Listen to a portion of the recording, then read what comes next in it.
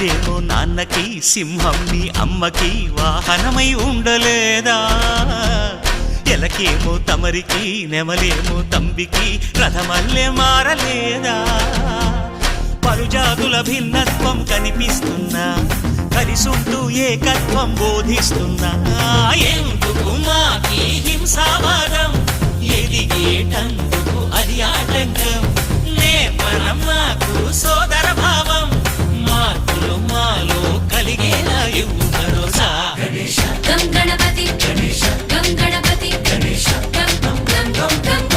Ganapati. Jai Jai Ganesha, Jai కొడత Ganesha, జయములిప్పు Bojja Ganesha.